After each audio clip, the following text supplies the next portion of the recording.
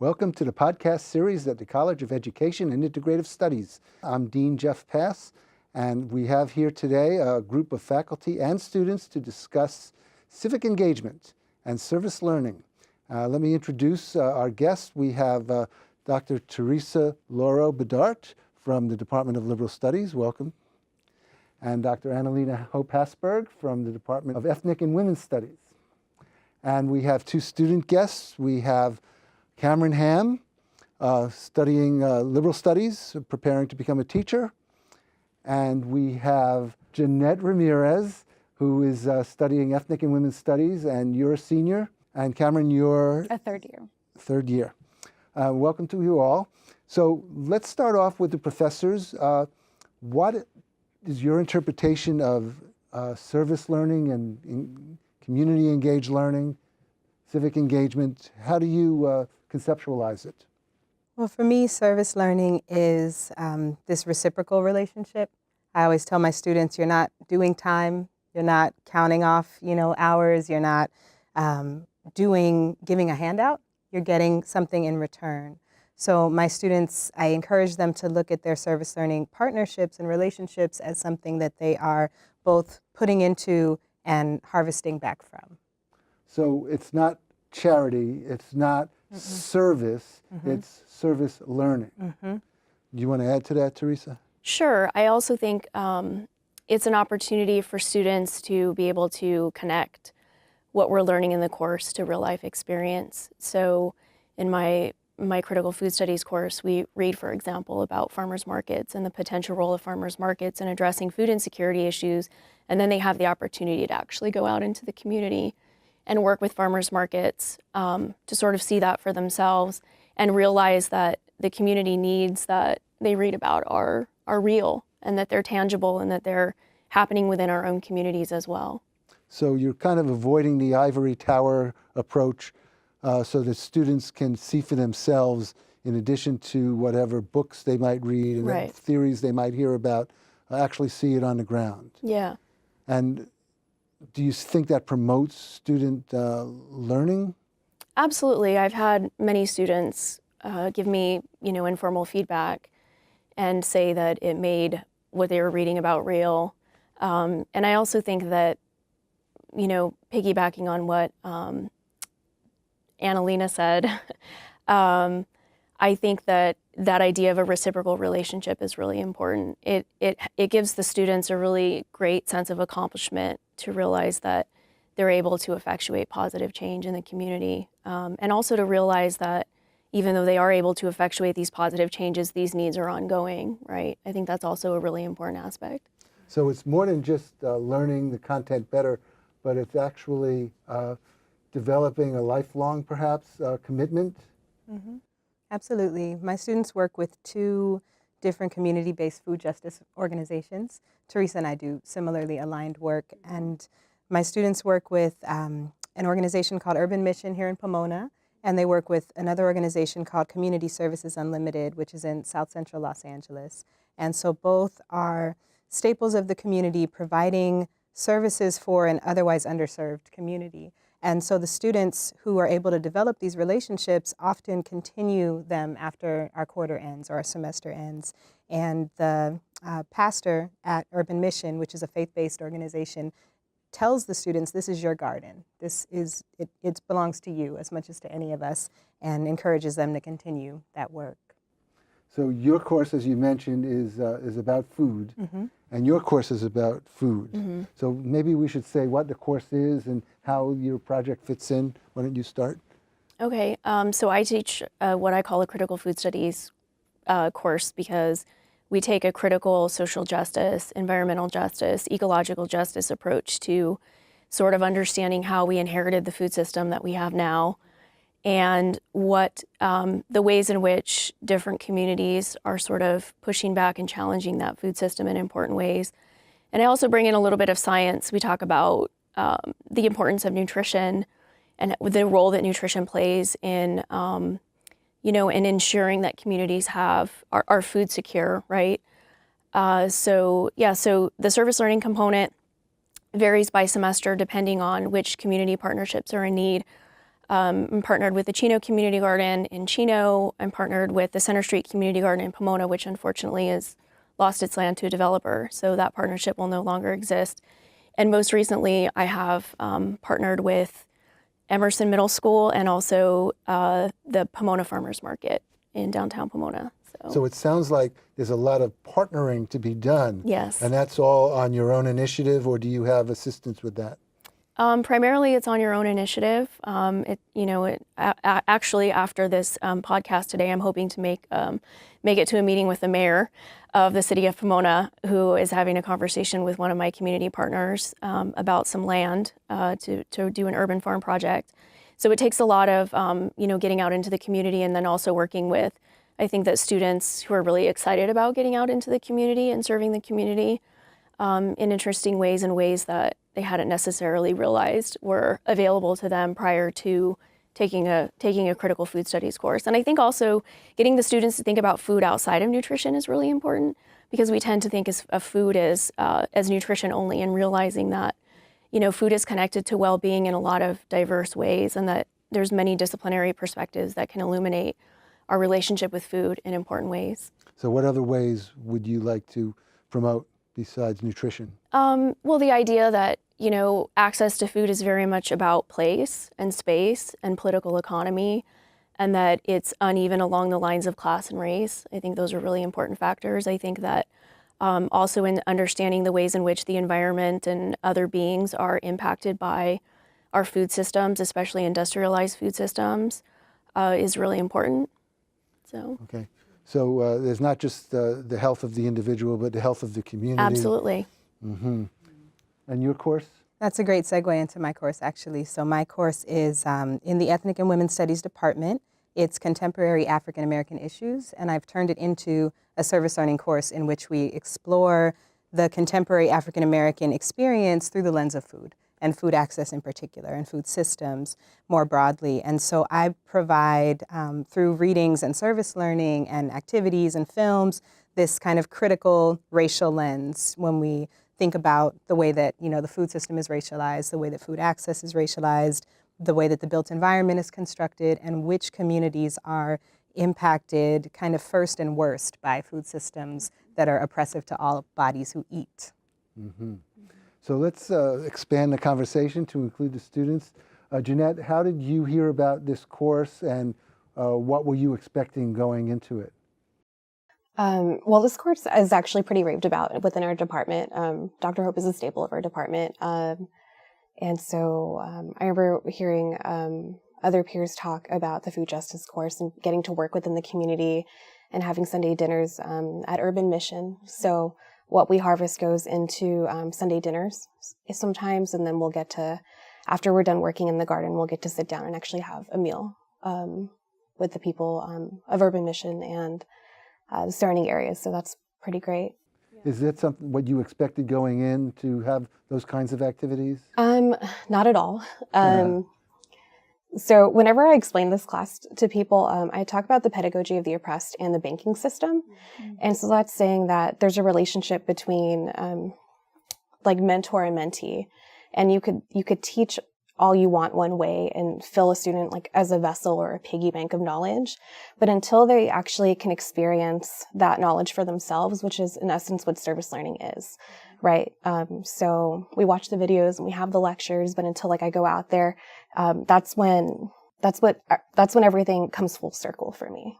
So, and that's how I explain it to other peers that want to come into service learning, is that you get the full experience.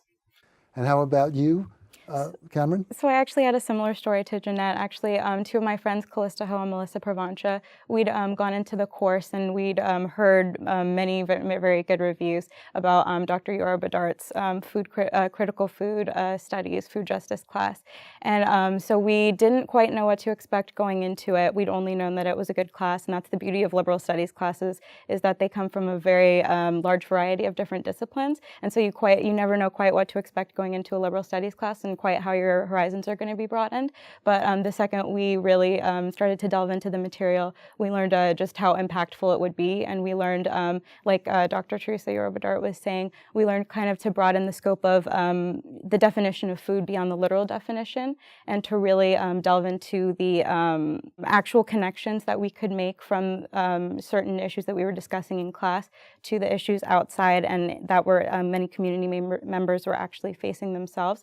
And many people view food access and food selection as an ethical choice, and we kind of discussed in our class how it's not just an ethical choice, it's actually a result of the systemic oppression that's been going on, race and class intersections, and such like that. And so when we were doing our service learning, we were actually able to go out into the community, meet real members of the community with these problems, and interact with them and sort of immerse ourselves in that community. And how did that affect you? My life has forever changed because of that class. Actually, I became much more interested in the issues of food justice, socioeconomic status, and all the intersections that go with that. Coming from the background that I come from, many family members and friends also experience food insecurity in their respective communities. And so it really became real to me once I started engaging in the community myself. And I really wanted to, the information that I learned in Dr. Lloro-Bidart's class actually helped me really connect with that community, and hope to find a way to better the community myself and engage with them as well. Wow, so that's pretty powerful. Absolutely. Yeah. So you would probably recommend that other students enroll in similar kinds of classes that get out into the community? Oh, yes, I definitely would. And like I said before, that's the beauty of liberal studies, is that you can go into liberal studies classes expecting one thing and expecting just to learn and have that sort of black and white two-dimensional perception of the world. And then your view is completely broadened, and all of a sudden you have a three-dimensional view of exactly how different issues intersect with each other, and how real people in our communities are facing those issues, and how we tackle those issues together and learn to overcome them. Yeah. And I should point out that it's no accident that these two professors are junior professors. We've been hiring people with that kind of commitment over the years, because that's what Cal Poly stands for, and we want to emphasize that in all of the teaching methods that we use. But Jennette, what about your schedule? How do you fit this kind of work into your schedule? I'm sure you're very, very busy. So there are two sites, and so Urban Mission is a site that I'm at, and there's an option to work Tuesday or Sundays, and so it's pretty flexible. I chose to work on Sundays just because Sundays is kind of like a self-care day for me. So I have actually scheduled a self-care portion of my day, which is service learning, right? So it hasn't been too difficult for me. How many hours on a Sunday do you put in? 3 hours. 3 hours, and of course you could put in more if you wish. Yes. Mm-hmm. And how about you, Camryn? How many hours a week do you put in, and how do you manage it? Usually, lately, my friends and I have been going, my research partners actually, and I have been going to the community Pomona Farmers Market from the hours of about 8:30 to 1 p.m. And so actually just piggybacking off of what Jennette was saying as well, how she kind of devotes Sundays to her self-care, or did previously before this. I think that engaging in the community is actually part of self-care as well, because studies have shown, everything we learned in Dr. Lloro-Bidart's class as well, have actually shown that engaging in the community, doing outdoor work in community gardens, anything involving urban agriculture, actually increases your state of mind and well-being, and that increases the focus that you have, to come back and be focused in school as well. So I think it's all a part of the maintaining a healthy state of mind and state of being. Were you a gardener before you entered into this? I was definitely not a gardener, no. Before I entered into this, I really had a very limited scope of food and kind of viewed it in that two-dimensional way, not on purpose, but just that's the way that I had kind of grown up. I hadn't really been exposed to some of the ways in which it can actually affect society in a real and very tangible way. And so after I learned some of the information that we discussed in these classes, my horizons were completely broadened.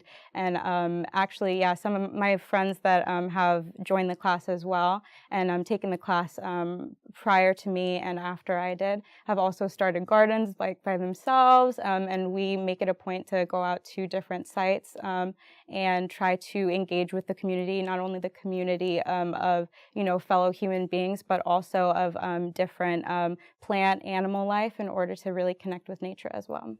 And were you a gardener at all? Not at all. So were you scared of it? Were you hesitant to get involved? My mom's a gardener, and so throughout this semester, I guess my relationship with my mom actually grew because I was able to come to her with questions and being like, hey, this isn't working out at the garden. What do you think's going on? And we were able to sit down and problem solve. So I think that like So the knowledge. what would not be working out? Like certain plants weren't prospering? We don't use pesticides at Urban Mission, so there'll be bugs that we have to constantly spray off, and just coming to her with other solutions such as apple cider vinegar and things we could do to not harm the plants and give them a chance to grow. Okay, so let me come back to the professors. How do you evaluate student learning and from their participation in this service activity? Well, for my students, they have a service journal. So they do weekly entries in their service journal where they talk about not only their experiences in the fields, like the actual field, right, but also connections that they're making to our readings, connections that they're making to our themes, where we're at in our course. So if we're talking about, traditional Black and African American and African diasporic foodways, how is their work in the garden connected to this? Maybe they produced or they were helping to harvest collard greens, and we're talking about the kind of origins of plant-based societies, right? And the kind of commercialization of what we think of now as soul food as this kind of sugary, salty, fatty food, right? But when we really trace African foodways, we're going back to rice-growing societies, root vegetable societies, right? And so transforming our understanding of the food system, right, as Camryn was saying, understanding food as more than just kind of what we're filling our bellies with to get to the next task, but food as how we know our place in the world, how we know our people, so to speak, right? And so my evaluation of the students is based on their feedback to me. We also do group presentations at the end of the semester where they take all of the pictures and videos and, Snapchat, Instagram footage that they've been compiling, and they give a presentation back to the class. And as we invite our community partners as well to come and visualize. And you have some sort of rubric by which you measure whether they made the connections that you wanted them to make and they demonstrated the skills that you wanted them to demonstrate. Yes. And do you do similar things in I do your something evaluation? similar, yes. I teach my students to be novice ethnographers. You're going to have to explain, not everyone knows what that is. So ethnography is one of the primary methodologies of anthropology, if not the primary methodology. So I basically teach my students how to be field workers. So they have to learn how to take jottings, which I call chicken scratch, sort of these mental notes that you make of what's going on that day in the field. So whether the field is the farmer's market or a community garden. And then they write those up into what's called extended field notes and then produce what are called analytic memos, which is basically where they connect. They do some analysis and also connect what they're learning about in the course through readings to their experiences actually out in the field. So that's their journal, and then they use that journal to write a short autoethnography of their experiences. So autoethnography is different than biography. We don't have to get into the semantics here, but, and yes, I have a rubric by which I evaluate whether they've met the course objectives. But beyond the rubric, I think that the autoethnography is a way for them to really systematically think about their experiences in relation to the community. And they also get to learn, about a social science methodology that is not the mainstream sort of quantitative approach to studying social phenomena or environmental phenomena, but a qualitative approach. And Camryn and two of her colleagues, Callista and Melissa, received the President's Discovery Fellows Award to continue to do ethnographic work with me in the community. So their training in that course has come in very handy for the work that we're doing together now. So they're not only learning concepts about anthropology, things that anthropologists would know and write about or teach about, but they're also learning the skills of that field itself. Yeah. And same thing for you. Absolutely. Yeah. Absolutely. Right. So in terms of career development, which is something that Cal Poly Pomona takes great pride in, a student who didn't want to go into a single field or might change his or her mind has new options because they have these skills that can be applied. Absolutely. So how do your classmates respond to this? Do you sense students now any pushback, any fears, any hesitancy in the kind of work? I think there's definitely some hesitancy at first, definitely in the preliminary stages of the class, understandably so, just because some of this work that we're talking about, like when Dr. LB talks, you can see that she's, highly educated. It can be very intimidating at sometimes because she's so smart and she's gone through such a lot of schooling. But when we're talking about researching in these ethnographic ways, and we're talking about epistemology and methods and methodology and theoretical perspectives, it can seem very intimidating at first, but just connecting the service learning to these actual research methodologies and these very concrete scientific terms, and connecting the information that we learn from the class readings with our real-world experience, we're actually able to use everything we've learned to make those connections and go forward and proceed in the class, and it becomes a lot easier in our minds. Okay, so they get over that initial hurdle. Yes, absolutely. Yeah. Have you experienced the same? So initially, I think, a large part of our senior class is in Dr. Hope's food justice class. And until this semester, we all kind of knew each other, but we weren't like a cohesive unit. And so over the course of the semester, we've been working together and, we've been we're getting dirty together, and so it's built our relationship up in our senior cohort where I see that spread out to just here in academia where, we're asking, to study together and we're hanging out and getting dinner together. So it's like really bringing our little cohort together as a family. And I feel like that's what, that's also kind of a point of community, right? Like learning that you can lean on each other, and it's really teaching us within this course. So you're developing group skills and organizational skills. Yeah. When I was an undergraduate student, I did some service learning, and I basically went out to the boys club and I helped out doing recreational activities, but I didn't have to do any write-ups. I didn't take any tests. I just had to put in the number of hours that I'd done. This is a lot more substantial in terms of your digging in to the principles.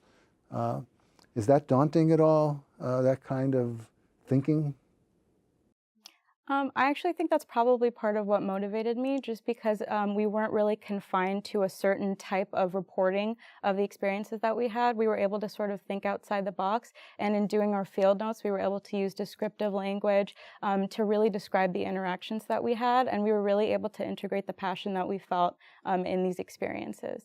And so that was kind of motivating, at least what I noticed from me and my fellow colleagues as well. You do a project and you do a presentation.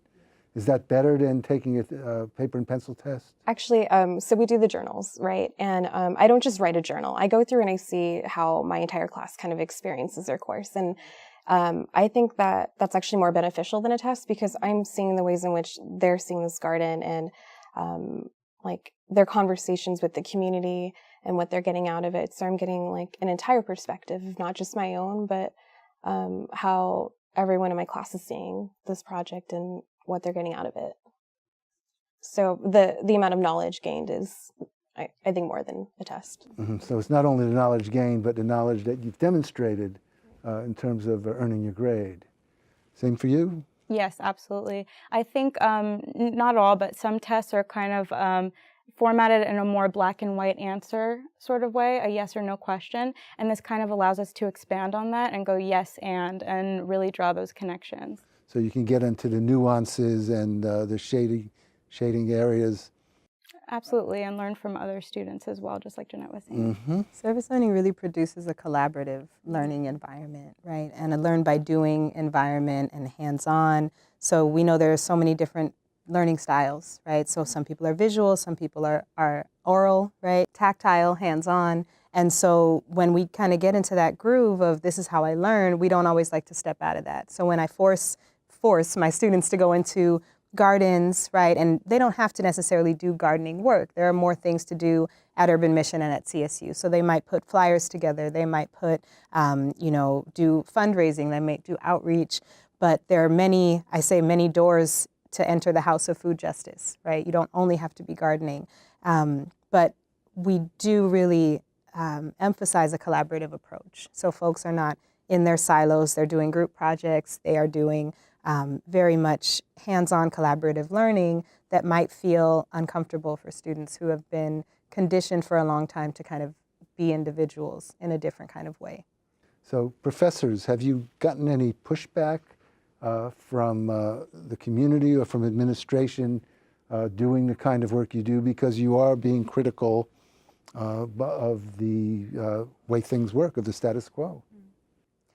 Well, one thing I do is I ask my students for feedback, even if it is constructive criticism, and I share that feedback with my partners in the hopes that they will take it and hold it and respond to it internally, because I think that's what collaboration is, right? We help each other to become better. And so I haven't received feedback or pushback in the sense that folks it doesn't always feel good to hear criticism, but I've always seen people do this kind of self-reflexive shift that needs to take place. I honestly cannot think of any pushback that I've gotten. There's always organizational issues, I think, especially when you're working with a new partner and partners are getting brand new programs running, sort of figuring out how to communicate with faculty and then how faculty can communicate with students in a timely manner, those sorts of things. But I think that as time goes on, those more organizational issues get ironed out with the community partners. Students, I've gotten sort of informal feedback that when they first get into the class, some of them are very intimidated because they've never picked up a gardening tool, and they don't know how to use it, and they also are afraid that they're going to do something wrong. So I think over time there's a development of self-efficacy when they realize that they can contribute in meaningful ways, whether it's pulling weeds or, which they learn that pulling weeds is part of maintaining a garden, which I think is an important lesson. Never-ending, yeah. Composting is an important part of maintaining a garden, which I think is a really important lesson. My first year, we were able to have students volunteer to attend cooking classes and help with, set up and tear down. And so part of their volunteer service was doing dishes, and that's part of understanding, community dinners is, it's not a restaurant, so the community has to get together to do the dishes, right? So I think those are those kinds of important lessons that students are maybe surprised a little bit about at the beginning, but as time goes on, it's like anything new. You learn and you develop self-efficacy from those things that seemed a little bit challenging at the beginning. And I will say that, if I may, the university has been very supportive of this work.